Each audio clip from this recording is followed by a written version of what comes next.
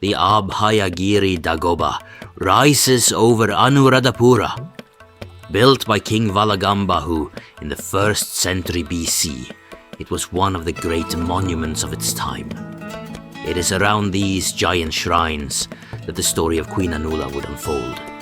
Her tale shows how power and Buddhism were deeply tied together in ancient Sri Lanka. In the late 1st century BC, the city of Anuradhapura was scarred by war. Vallagambahu, also known as Vattagamani Abhaya, had once lost his throne to South Indian invaders. For 14 years, he lived in exile, while 5 Tamil generals took turns killing each other for power. Then, in 89 BC, Vallagambahu fought back, drove them out and reclaimed his crown. But the kingdom was weakened. A terrible famine, remembered as the Baminitiya famine, left the land unstable. Rival princes and nobles fought for control. The court became a place of betrayal. And out of this unrest came the rise of Anula. Anuradhapura was the capital and a center of Buddhism. The royal line still traced itself to Vijaya, the island's first king in 543 BC. But by this time, the dynasty was fragile. Rulers were judged not only by power, but by how they served Buddhism. Kings built monasteries and stupas. Monks kept records of their deeds. After regaining power, Vallagambahu built the great Abhayagiri monastery for a Buddhist sect. His son, Chora Naga, did the opposite. He destroyed 18 monasteries that had refused him shelter as a rebel. The Mahavamsa, the island's Buddhist chronicle, calls him a fool for this act. Chora Naga backed the Abhayagiri sect, while the older Mahavihara monks cursed him as impious. These rivalries between monks and kings fed into the turmoil that surrounded Anula. Women in that age rarely ruled. Queens lived in the palace, influenced politics through husbands and sons, but never sat on the throne. Still, records show women donated caves to monks and supported temples. They had a place in religious life, though under strict limits. A queen was meant to be loyal and modest. A king was praised for courage and piety. The laws were harsh. If a man was caught in bed with the queen, he would be boiled alive. Yet, kings kept many concubines without shame. And so, against such rules, the thought of a woman ruling outright was unthinkable. But Anula broke that barrier. From 47 to 42 BC, she ruled in her own name. No woman before her had done so in Sri Lanka. Across the world at that time, only a few women held such power. Cleopatra ruled Egypt, and Kandake queens ruled in Nubia. But in South Asia, Anula stood alone. Queen Anula entered the record as the wife of King Chora Naga of Anuradhapura. Her background is uncertain, though she may have come from noble stock to rise as chief queen. At court, she was known for her sharp mind and forceful presence. And as you may have learned by now, Chora Naga himself ruled harshly. For 12 years, he quarreled with the Buddhist clergy and bred unrest across the land. And as his authority weakened, Anula's influence inside the palace grew stronger. The Mahavamsa tells us she began a secret affair with a palace guard named Siva while still bound to the king. This union of passion and ambition pushed her toward a path of violence. In 51 BC, Chora Naga fell dead, struck by poison. The chronicle names Anula directly, calling her the infamous Anula. Apparently, she had prepared his food, then laced it with some lethal ingredient known only to her. The texts give no recipe or any other detail, but ancient Sri Lanka knew many poisons. Oleander, arsenic, and the seeds of Nyangala, the gloriosa lily. Each of those could kill quickly. Whatever the mix, nonetheless, the result was sure. The king ate, he drank, and his life ended quietly. What drove Anula is not written. Perhaps hatred of her husband, perhaps love of Siva, but her plan did not unfold as she wished. Power slipped from her grasp when the throne went to Kuda Tissa. He was the son of the earlier king, Mahakulika Mahatissa, and he claimed his right as fast as he could.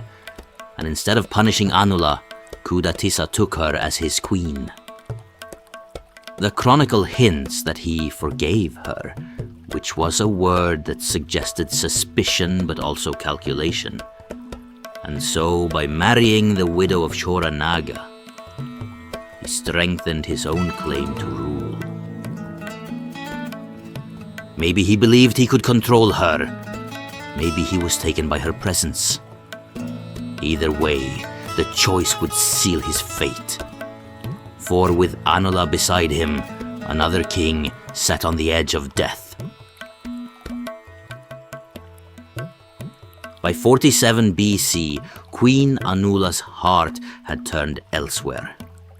The Mahavamsa says plainly that she poisoned Tissa, which ultimately gave the kingdom to her lover, who was none other than the palace guard Siva. And so, Kuda Tissa's reign ended after just 3 years. And now, Siva, the very man Anula had loved in secret, now became king with her at his side. But that was only the beginning. In the space of 5 years, Anula poisoned one king after another. Each man was first her consort, then her victim. Siva himself ruled for 1 year and 2 months. It seems Anula fell for a carpenter called Vatuka. And so, after poisoning Siva, Vatuka became king next. He reigned about 1 year before Anula got tired of him. She then turned her attention to a wood carrier. And now, Vatuka was poisoned. Darubhatika Tissa, the wood carrier, tried to act like a true king. He even built a bathing tank in the royal garden. But after 1 year, Anula poisoned him too, for she was drawn now to a Brahmin priest. Niliya the Brahmin became her final consort. He reigned only 6 months. Then he too was poisoned. And so, one by one, 5 kings fell to Anula's hand.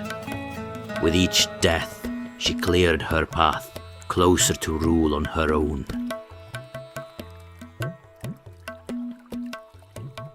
Again, all of this comes from the Mahavamsa, the ancient chronicle of Sri Lanka. It records her as the most dangerous woman of Anuradhapura. But anyhow, after Niliya's death, no new king was crowned, so Anula took the throne herself.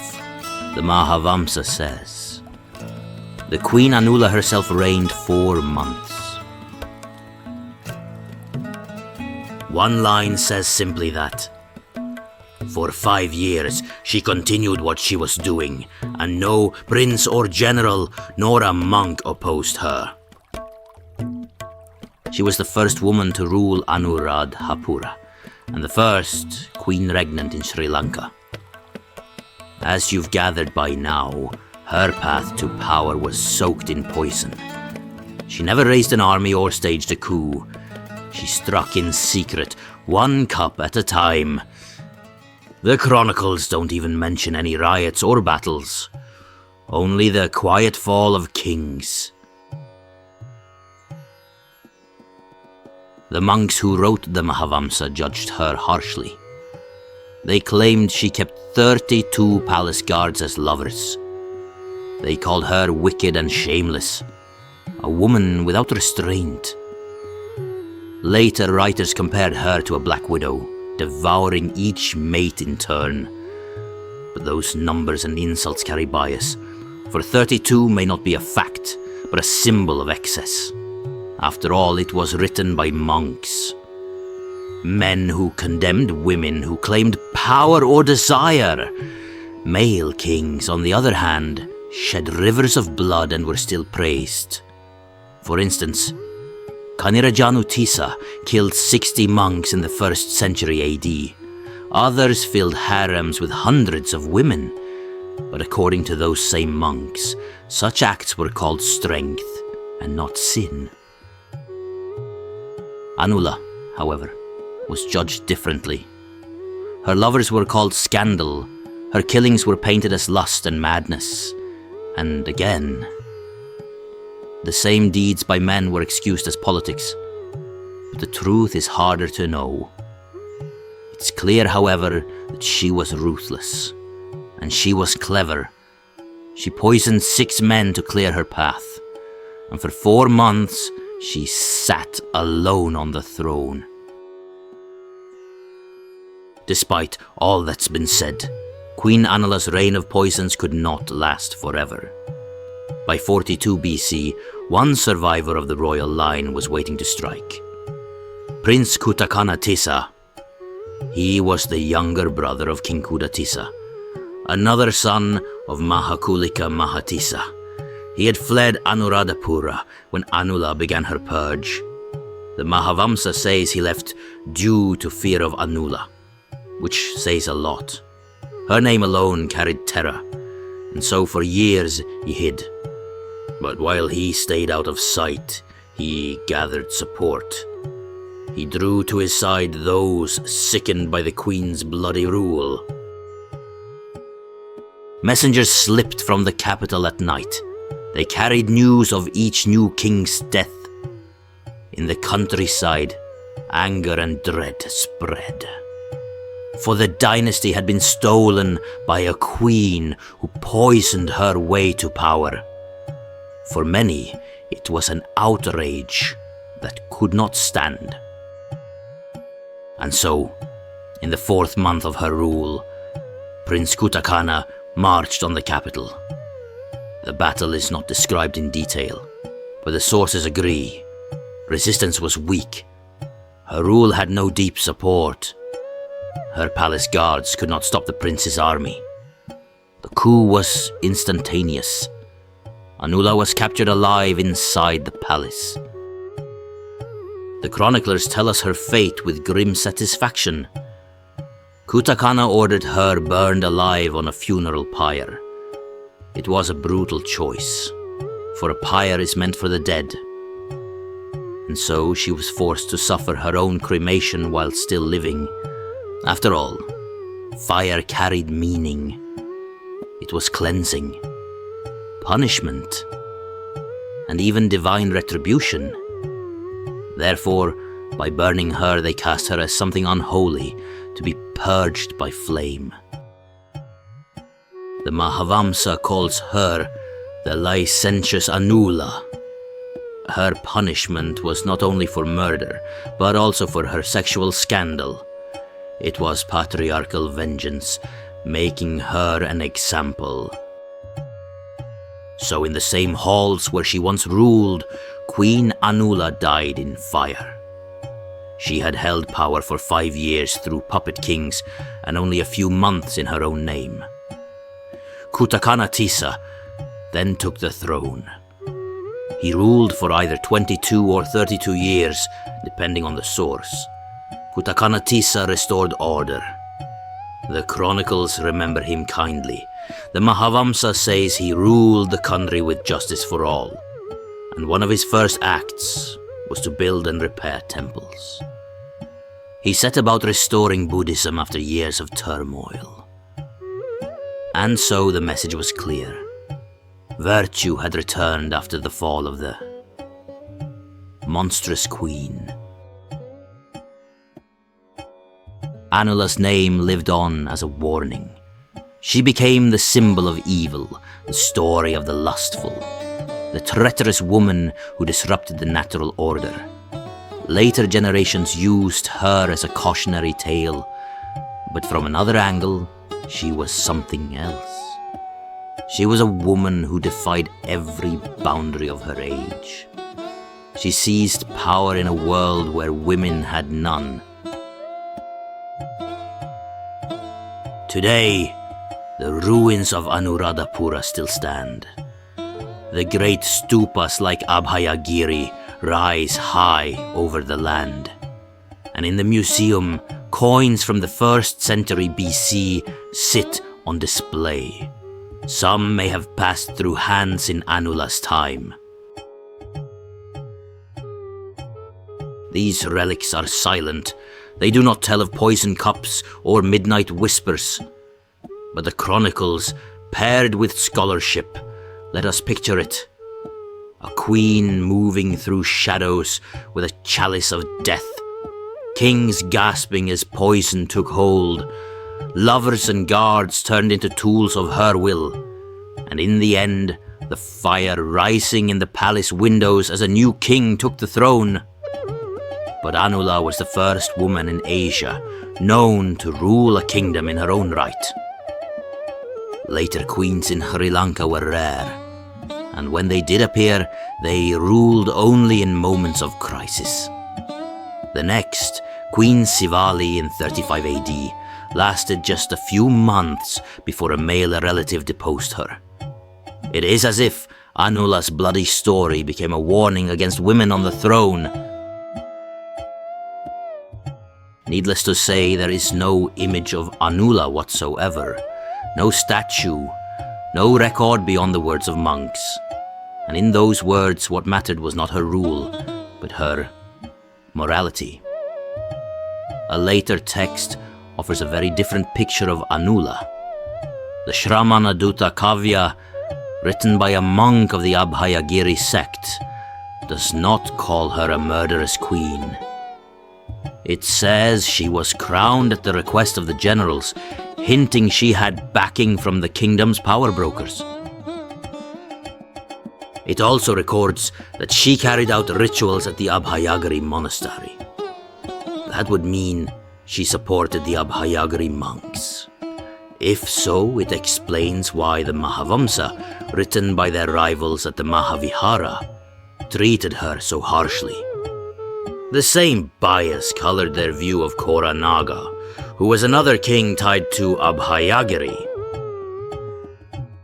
Nevertheless, her reign brought no reforms or laws that we can trace.